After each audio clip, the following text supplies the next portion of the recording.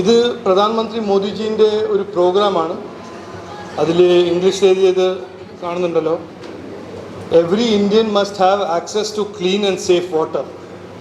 ഇത് 2019 prime minister Narendra Modi ji launch ചെയ്ത പ്രോഗ്രാമാണ്.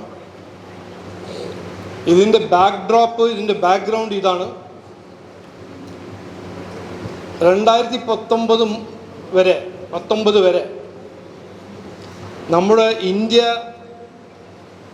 അടക്കം ഫുൾ ഇന്ത്യയിൽ 3.7 crore വീട്ടിൽ മാത്രമേ safe and drinking water availability ഉണ്ടായിരുന്നു. 3.7 crores.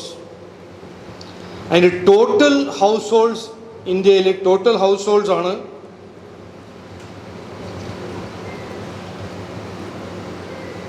about 18 crores. അപ്പോൾ 18 കോടി റൂറൽ ഹോംസിൽ 65-70 കൊല്ലം ഇൻഡിപെൻഡൻസ് കഴിഞ്ഞിട്ടും 3.7 crore വീട്ടിൽ മാത്രമേ ഡ്രിങ്കിങ് വാട്ടർ ഉണ്ടായിരുന്നുള്ളൂ. നെക്സ്റ്റ് ലൈൻ ഇതാണ്. അപ്പോൾ 15 August 2019 16.7% ആയിരുന്നു വീടുകൾ ടോട്ടൽ ഈ ടാപ്പ് വാട്ടർ ഉള്ള റൂറൽ ഹോംസ്. അത് ഇന്ന് 75.15. അപ്പോൾ ഇത് നോക്കുമ്പോൾ August 15, 1947 മുതൽ 15th August 2019 വരെ 16.7%, or 3.7 കോടി വീട്. ഈ 3 കൊല്ലത്തിൽ 2019 to 2024 4 കൊല്ലത്തിൽ 3.5 കൊല്ലം ആ നമ്പർ പുതിയ വീട് 11.34, ദാറ്റ് ഈസ് 11.34 കോടി പുതിയ വീടുകളിൽ വെള്ളം വന്നിട്ടുണ്ട് ഈ 3.5 കൊല്ലത്തിൽ. അപ്പോൾ 65-70 കൊല്ലത്തിൽ 3.5 കോടി, ഈ 4 കൊല്ലത്തിൽ 3.5 കൊല്ലത്തിൽ 11.35 crores. നെക്സ്റ്റ്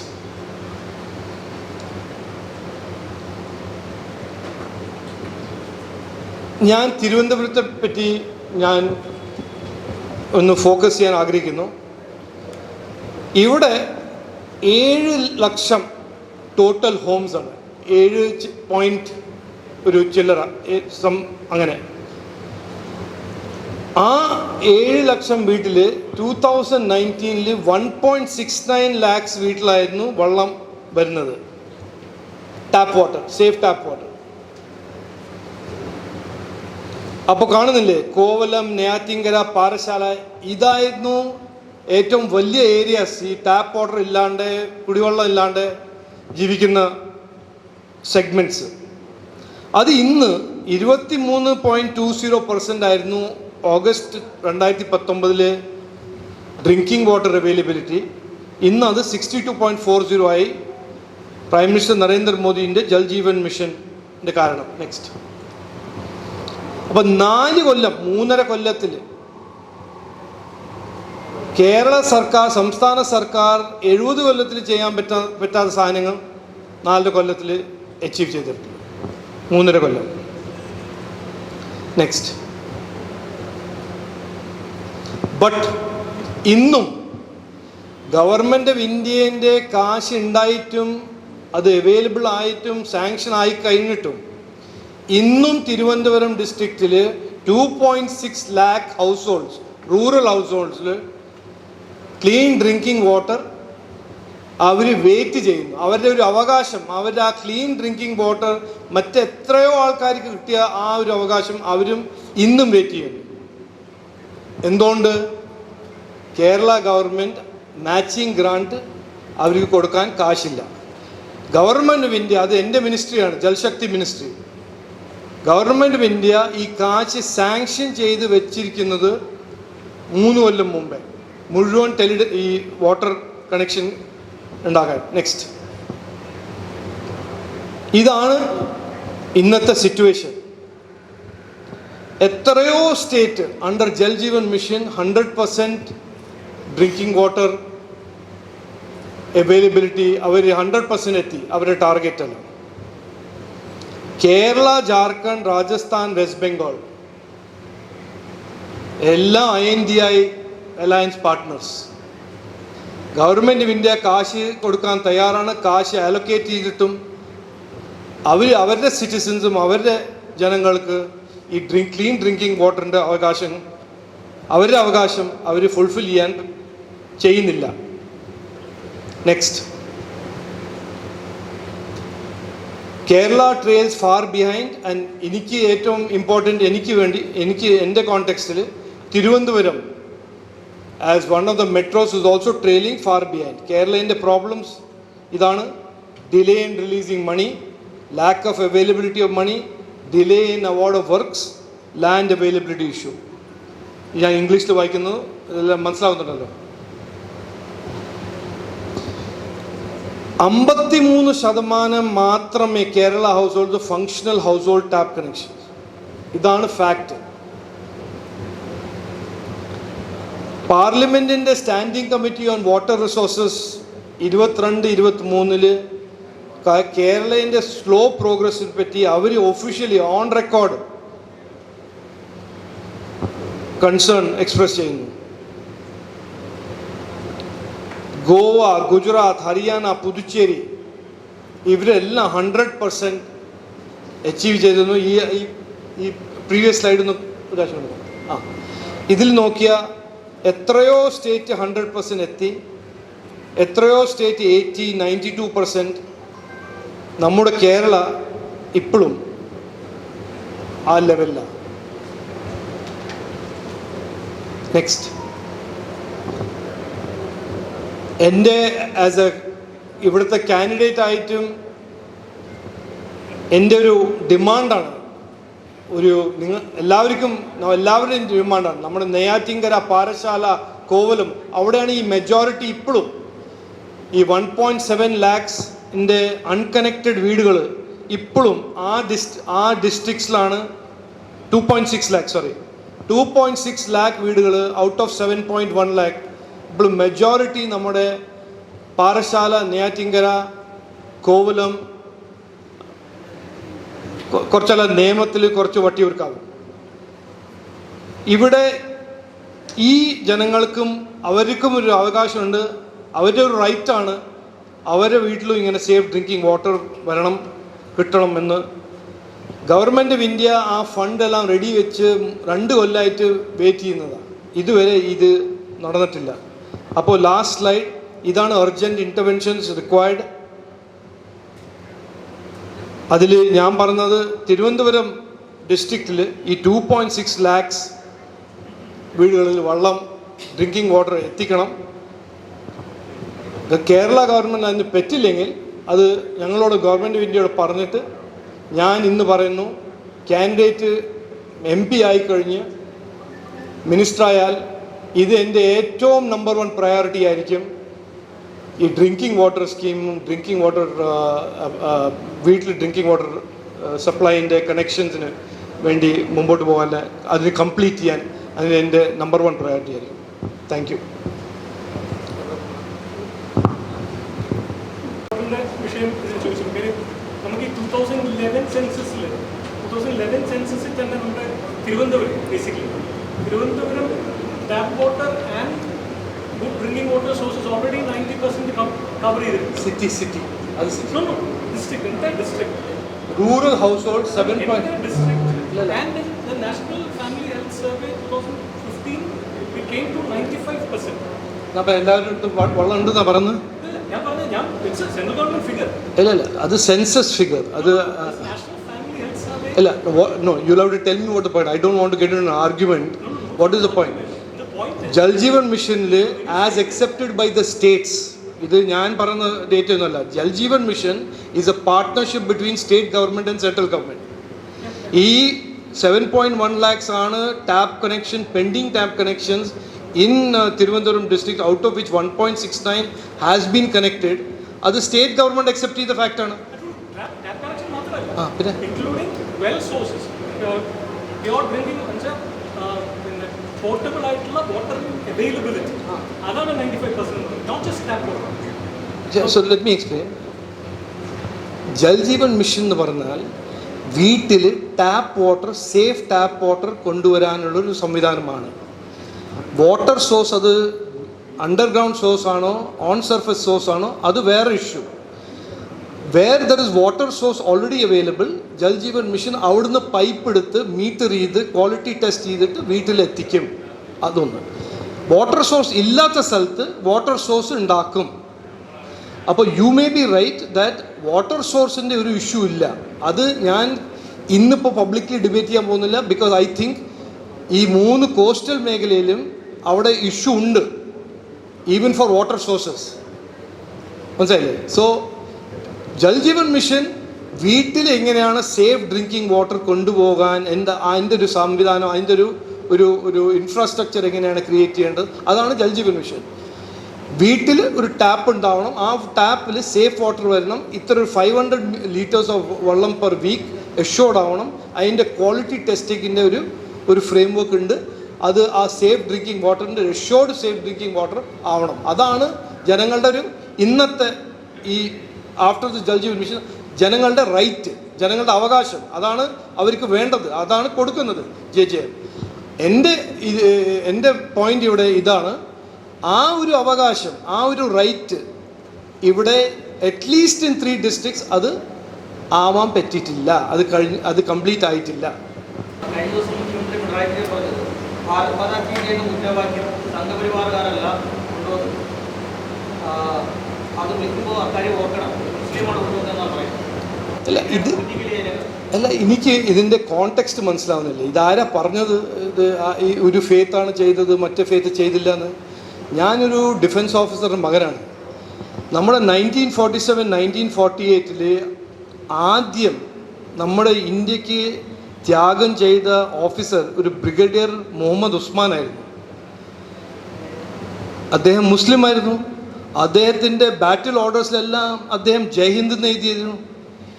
ഇത് ഇഷ്യൂ, ഇങ്ങനത്തെ ഓരോരോ ഇഷ്യൂസിനും ഡിസ്കസ് ചെയ്യാൻ ആർക്കും താല്പര്യമില്ല.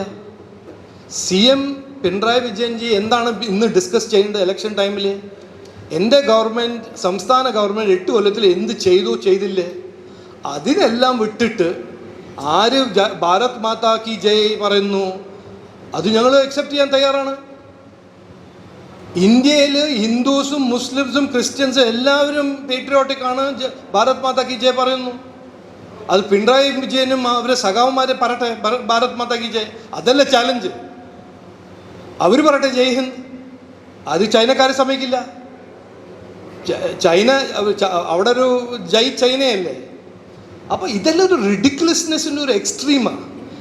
എലക്ഷൻ സീസണിൽ നമ്മൾ ഡെവലപ്മെൻറ്റ്, വികസനം, പുരോഗതി ആര് ചെയ്തു എന്ന് പറയുമ്പോൾ ഡേറ്റ ഫാക്ട്സ് കൊണ്ട് ഡിബേറ്റ് ചെയ്യാൻ തയ്യാറാവുമ്പോൾ ഭാരത് മാതാ കി ജയ് വേറെ ആരോ പറഞ്ഞതാണ്, നിങ്ങളല്ല പറഞ്ഞത്. അതുകൊണ്ട് അതിന് എന്താണ് ഈ എലക്ഷൻ ഡിബേറ്റിൽ എന്താ മെറ്റീരിയൽ ഇമ്പാക്റ്റ്? എനിക്ക് മനസ്സിലാവുന്നില്ല. ഞാൻ പറഞ്ഞ മാതിരി ഇന്നലെ ആരോ എന്നോട് ചോദിച്ചു. ഞാൻ പറഞ്ഞു, ഞാൻ അങ്ങനെ ഒരു പൊളിറ്റിക്കൽ എക്സ്പേർട്ടും വൈസ് മാനൊന്നുമല്ല. 50 കൊല്ലമായിട്ട് രാഷ്ട്രീയത്തിൽ എനിക്ക് അങ്ങനെ എക്സ്പീരിയൻസ് ഒന്നുമില്ല. ബട്ട് എനിക്ക് കോമൺ സെൻസ് ഉണ്ട്. ഇന്ന് ജനങ്ങൾക്ക് വേണ്ടത് വികസനം, പുരോഗതി, തൊഴിൽ, ഇൻവെസ്റ്റ്മെൻറ്റ്സിൻ്റെ ഒരു ഡിബേറ്റാണ് വേണ്ടത്. അവർക്ക് കിട്ടുന്നുണ്ടോ ഡ്രിങ്കിങ് വാട്ടർ? അവരുടെ കടലാക്രമണത്തിൻ്റെ സൊല്യൂഷൻ, പരിഹാരം ആരെങ്കിലും ഉണ്ടാക്കുന്നുണ്ടോ? അതാണ് അവരുടെ ചോദ്യം. അതിൻ്റെ ആൻസർ പറയാണ്ട് ഭാരത് മാതാ കി ജയ് ആര് പറഞ്ഞു, എന്തു പറഞ്ഞു? ഞങ്ങൾ BJPയിൽ ഞങ്ങൾ തയ്യാറാണ്. അത് പിണറായി വിജയൻ അതിന് ക്രെഡിറ്റ് എടുക്കണമെങ്കിൽ we are willing to accept. അതൊരു കമ്മ്യൂണിസ്റ്റ് മാർക്സിസ്റ്റ് ആളാണ് ഭാരത് മാതാ കി ജയ് ആദ്യം പറഞ്ഞത്. ഞാൻ എഴുതി തരാം. കണക്ട് ചെയ്തൊന്ന് ചോദിച്ചു. കഴിഞ്ഞ വർഷം when you came here after the Kalamassery blast, you seem to suggest that a bomb blast was the handiwork of a particular community. Nice question. Do you regret that remark now? Not at all.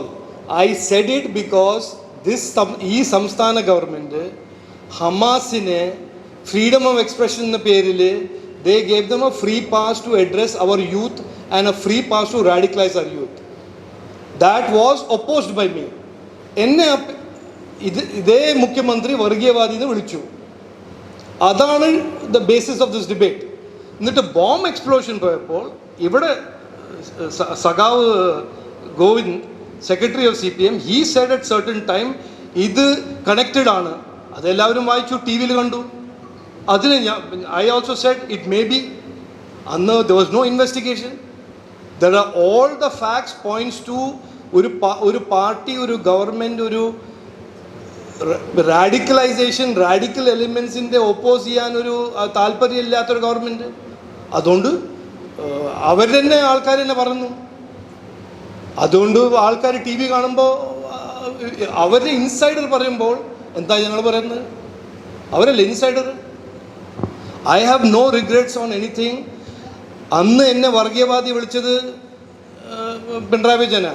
ഞാൻ അന്ന് പറഞ്ഞു എന്നെ വർഗീയവാദി വിളിക്കാൻ അതൊന്നും start ചെയ്യണ്ട. അത് ഞാൻ തുടങ്ങിയുണ്ടല്ലോ. എന്നെ വേറെ എന്തെങ്കിലും വിളിച്ചോളൂ, ആൻറ്റി മാർക്സിസ്റ്റ്, ആൻറ്റി കമ്മ്യൂണിസ്റ്റ്, അതെല്ലാം വിളിച്ചോളൂ. അത് മാത്രം വിളിക്കരുത്. അത് I will not tolerate by any token.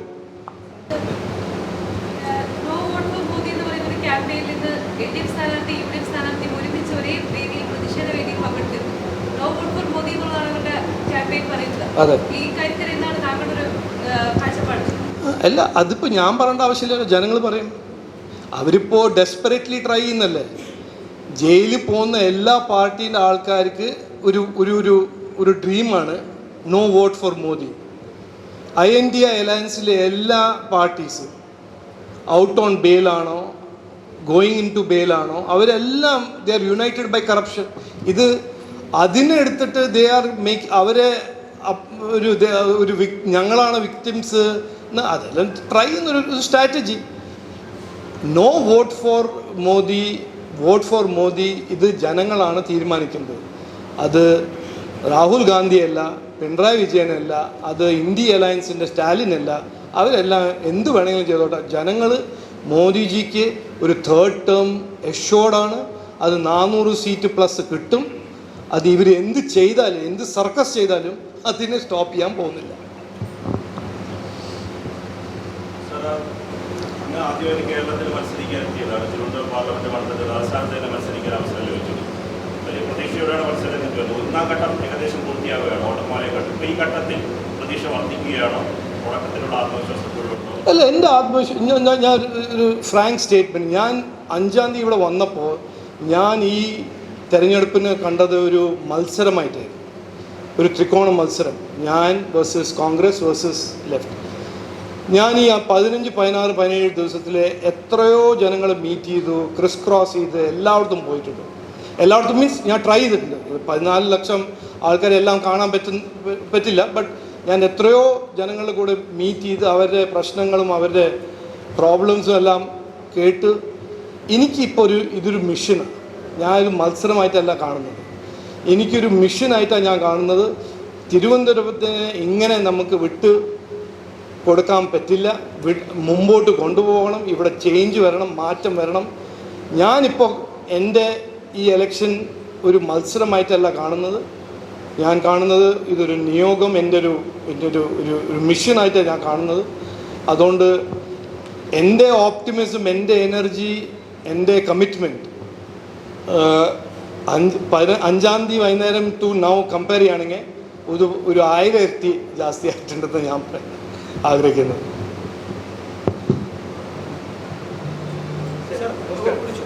ഈ മാസപ്പടി കേസിൽ ED കേസെടുത്തിട്ടുണ്ട് മാസപ്പടിയുമായി ബന്ധപ്പെട്ട്. അപ്പോൾ ഈ കേന്ദ്ര ഏജൻസികളെ വെച്ചുകൊണ്ട് രാഷ്ട്രീയ വേട്ടയാടൽ നടത്തുന്നു എന്നാണ് ഒരു വിഭാഗം പറയുന്നത്. അങ്ങനെ അങ്ങയുടെ ഒരു പ്രതികരണമുണ്ടോ? അങ്ങനെ നടത്തുന്നുണ്ടോ? അല്ല, അതിപ്പോൾ ക്രിമിനൽസ്, ക്രൈം ചെയ്യുന്ന ആൾക്കാർ അങ്ങനെ കൈ മോൾ പറയില്ലല്ലോ ഞാൻ ക്രിമിനലാണെന്ന്. അങ്ങനെ പറയില്ലല്ലോ. അവർ ലോ എൻഫോഴ്സ്മെൻറ്റ് ഏജൻസീനെ കംപ്ലയിൻറ്റ് ചെയ്യും. ഇതൊരു നോർമൽ, ഇതിപ്പോൾ കേട്ട് കണ്ട് മടുത്തതല്ലേ. ഇത് എത്രയോ പ്രാവശ്യം പറഞ്ഞതല്ലേ ED ഈസ് ഇൻസ്ട്രുമെൻറ്റ്. അപ്പോൾ ED is instrument or CBI is instrument. അവർക്ക് കോർട്ടില്ലേ. ഇവർക്ക് ബെയിൽ ഡിനൈ ചെയ്യുന്നു, ജയിലിൽ അയക്കുന്നു. അതാരാ ചെയ്യുന്നത്? കോർട്ട് സിസ്റ്റം അല്ലേ. അവർക്ക് ലോയേഴ്സ് ഉണ്ടല്ലോ, വലിയ വലിയ ലോയേഴ്സ് ഉണ്ടല്ലോ. അവരെ ലോയേഴ്സ് അല്ലേ പോയി പറയുന്നത് ഈ കേരളയ്ക്കൊന്നും പറ്റുന്നില്ല, ഇവിടെ ടൂറിസമും IT ഇല്ലാണ്ട് ഒന്നും ചെയ്യാൻ പറ്റില്ല എന്ന്. അവരുടെ വലിയ വലിയ ഹൈ അക്കംപ്ലിഷ് ലോയേഴ്സ് അല്ലേ പോയി പറഞ്ഞു. അപ്പോൾ ഇതെല്ലാം ഒരു മെയിൻ ഇഷ്യൂന്ന് ഡിസ്ട്രാക്ട് ചെയ്യാൻ ഒരു old tried tested and failed സ്ട്രാറ്റജിയാണ്. ആരും ഇതിനെ വിശ്വസിക്കുന്നില്ല. ഞാൻ എല്ലാവരും റിക്വസ്റ്റ് ചെയ്യുന്നു, ഈ വെറുതെ ഒരു വേസ്റ്റഡ് നറേറ്റീവിൽ വെറുതെ പോണ്ട. ED എന്തെങ്കിലും ചെയ്യുന്നുണ്ടെങ്കിൽ, CBI എന്തെങ്കിലും ചെയ്യുന്നുണ്ടെങ്കിൽ എല്ലാവർക്കും ഉണ്ട് right of appeal to courts. അത് എക്സസൈസ് ചെയ്യുക. അവർ ഇന്നസെൻ്റ് ആണെങ്കിൽ കോർട്ട് തീരുമാനിക്കും, അവർ ഇന്നസെൻ്റ് അല്ലെങ്കിൽ കോർട്ട് തീരുമാനിക്കും. അത്രയല്ലേ ഉള്ളൂ. അതല്ലേ നമ്മുടെ സിസ്റ്റം. ഇതിൽ വളരെ കൃത്യമായിട്ട് ഇത് SFIO അന്വേഷിക്കുന്ന ഒരു കേസാണ്. ഇതിൽ വളരെ കൃത്യമായി ED കേസ് രജിസ്റ്റർ ചെയ്യുന്നത് തെരഞ്ഞെടുപ്പ് പ്രഖ്യാപിച്ചതിന് ശേഷമാണ്. അതാണ് ഇവർ നിരന്തരമായി ചോദ്യം ചെയ്യുന്നത്. കാരണം ഇതിന് തൊട്ട് ഇതിൽ ഞാനൊരു സാധനം പറയട്ടെ. ഈ എലക്ഷൻ പ്രഖ്യാപിച്ച് കഴിഞ്ഞിട്ട് ലോ ഒരു സ്റ്റാൻഡ് സ്റ്റില്ല് വരും, ഒരു ബ്രേക്ക് ഇടുന്ന ആരാ ഈ പറഞ്ഞിരിക്കുന്നത്? ആരാ ഇത് എവിടെ എഴുതിയിരിക്കുന്നത്? ഏത് ക്രിമിനൽ ജൂറിസ്പ്രുഡൻസിലാണ് ഇത് എഴുതിയിരിക്കുന്നത്? അതായത് ഈ 30 ദിവസം 60 ദിവസം ആരും ഒന്നും ലീഗൽ ആക്ഷൻ എടുക്കില്ല. തിരുവനന്തപുരത്തെ കുറച്ച് ഒറ്റ, അതായത് ഈ പൊഴിയൂരിലെ പുലിമുട്ട് വിഷയത്തിൽ അങ്ങ് പറഞ്ഞിരുന്നു, അത് പുലിമുട്ട് നിർമ്മിക്കാൻ വേണ്ടി അനുമതി ലഭിച്ചിട്ടുണ്ട് എന്നുള്ളതാണ് പറഞ്ഞത്. അതിൻ്റെ ഒരു ഉത്തരവും പറഞ്ഞിരുന്നു. പക്ഷേ ഇതിൽ ശശി തരൂർ പറയുന്നത് മുമ്പ് കേന്ദ്ര സർക്കാരിനെ ഇക്കാര്യത്തിൽ സമീപിച്ചപ്പോൾ കേന്ദ്ര സർക്കാർ എന്ന് പറഞ്ഞത് സംസ്ഥാന സർക്കാരിനാണ് ഇത് നിർമ്മിക്കാനുള്ള അനുമതി നൽകാൻ കഴിയുക എന്നുള്ളതാണ്. പക്ഷേ അന്ന് സംസ്ഥാന സർക്കാരിനെ സമീപിച്ചപ്പോഴും ഇത് നടന്നില്ല. രണ്ടുപേരും അങ്ങോട്ടും ഇങ്ങോട്ടും തട്ടിക്കളിച്ചു എന്നുള്ളതാണ് ശശി തരൂർ പറയുന്നത്. പക്ഷെ ഇപ്പോൾ എങ്ങനെയാണ് അനുമതി വന്നതെന്നുള്ളതാണ് അദ്ദേഹത്തിൻ്റെ ചോദ്യം. അല്ല, എന്നോടൊന്നും ഞാൻ ചോദിക്കുന്നത്, ഞാൻ മുമ്പോട്ട് പോകുന്നു, ഞാൻ പരിഹാരം ഉണ്ടാക്കുന്നു.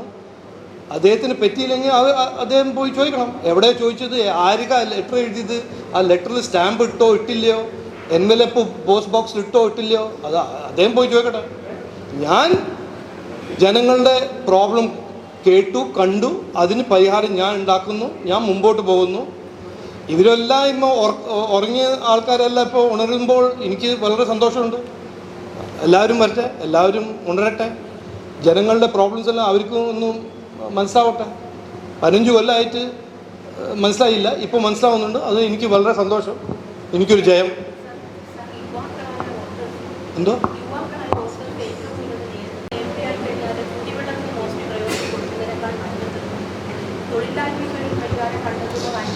അല്ല, ഞാൻ ഇപ്പോൾ എല്ലാ 2 ദിവസവും ഓരോരോ ഇഷ്യൂസിനെ പറ്റി പ്രസ് കോൺഫറൻസ് ചെയ്യും. അപ്പോൾ ഇതൊരു വൺ ഓർ ദി അതർ അല്ല. കുടിവെള്ളം, ഞാൻ എത്രയോ വീടുകളിൽ കയറി ഇറങ്ങിയിട്ടുണ്ട്, അവിടെ കുടിവെള്ളം ഇല്ല. അതിൻ്റെ ഹെൽത്ത് കോൺസിക്വൻസസ് എല്ലാം ഞാൻ കാണുന്നത്, നമ്മളെല്ലാവരും കാണുന്നത്. അതിന് ഒരു പരിഹാരം ഉണ്ടാക്കണം. ആ പ്രോഗ്രാം ഇംപ്ലിമെൻ്റ് ആവണം, ചെയ്യണം എന്നാണ് എൻ്റെ ആഗ്രഹം, എൻ്റെ ഒരു താല്പര്യം, എൻ്റെ ഒരു ഡിറ്റർമിനേഷൻ. അതൊന്ന്. അത് not to the exclusion of തൊഴിൽ, ഇൻവെസ്റ്റ്മെൻറ്റ്. അത് ഞാൻ പറഞ്ഞിട്ടില്ലേ, വികസനം, പുരോഗതി, അതാണ് നമുക്ക് വേണ്ടത് ഇവിടെ. അത് ഞാൻ കൊണ്ടുവരും. അതിനെപ്പറ്റി ഞാൻ ഡിസ്കസ് ചെയ്യും. അടുത്ത വരുന്ന ദിവസത്തിലെല്ലാം ഞാൻ അതിനെപ്പറ്റി ഡിസ്കസ് ചെയ്യും. ഇന്ന് മുഴുവൻ ചെയ്യണ്ട, ഇന്ന് മുഴുവൻ പ്രസ് കോൺഫറൻസ് അത് ചെയ്യണ്ട. ഇപ്പം MP വാലൻസി പിടിച്ചെന്നു അങ്ങോട്ട് വോട്ട് ചോദിക്കാൻ പോകാൻ പറ്റുന്നില്ല. 15 കൊല്ലം കൊണ്ട് കൊടുത്ത ആപ്ലിക്കേഷൻ കഷത്തുകൊണ്ടിരുന്നു. ഇപ്പോൾ ഇദ്ദേഹം പോയിട്ട് പരിഹരിച്ചപ്പോഴേക്കും അങ്ങോട്ട് പോകാൻ പറ്റുന്നില്ല. അതാണ് ഇപ്പോൾ പുള്ളി പൊടിഞ്ഞോട്ട് ഇറങ്ങിയത്. ഇതാണ് സിമ്പിളായിട്ട് പറഞ്ഞത്. ഇതാണ് 15 കൊല്ലം ഉറങ്ങിയ പൊഴിയൂർ മാത്രമല്ല, വിഴിഞ്ഞോ പൂന്തറയൊക്കെ പോകട്ടെ.